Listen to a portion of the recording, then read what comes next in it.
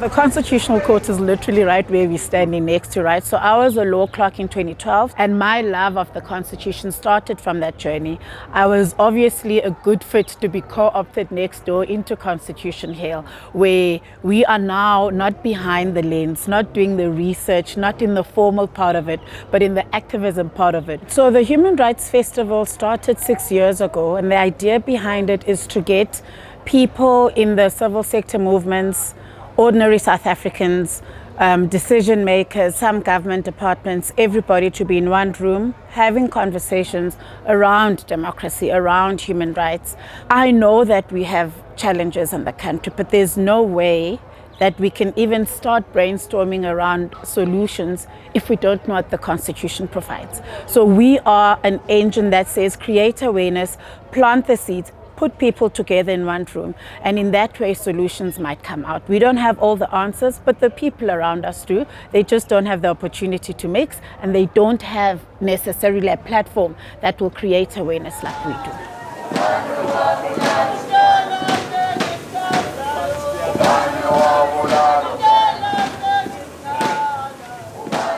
This is the first year they have a fully fledged film festival, which I curated. The most important thing that is highlighted is collective efforts towards an ideal. So we are hoping that they ignite a sense of responsibility and fighting for a better future, a better South Africa. 30 years post-democracy, the topic of human rights is still relevant because we are still seeing gross human rights violations. Workers' rights are still being violated. There's still unemployment. Basic service delivery are violations on human rights. We screened Sharpeville Spirit on the opening night, and on the 21st of March, commemorating the massacre in Sharpeville and Langa. But on the same day, we also screened Strike a Rock, which follows two women who are seeking justice for the Marikana massacre.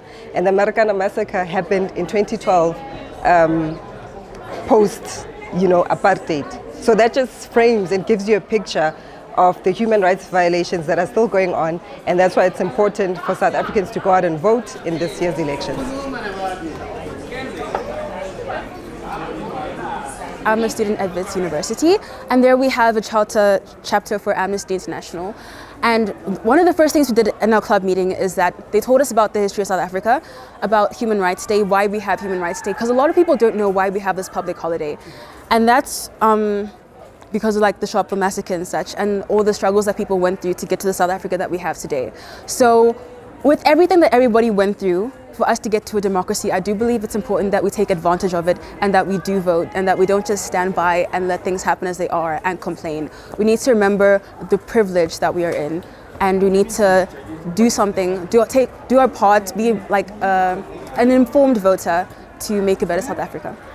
I say that in not making a choice, you are making a choice. You are making a choice to be compliant. And if you're okay with that, then that's okay. But if you do want to make a difference, I do believe that this is a better choice to make.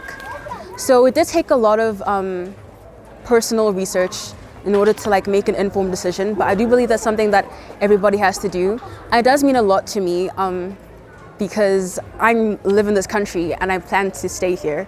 And so I do want to make it the best place that it can be.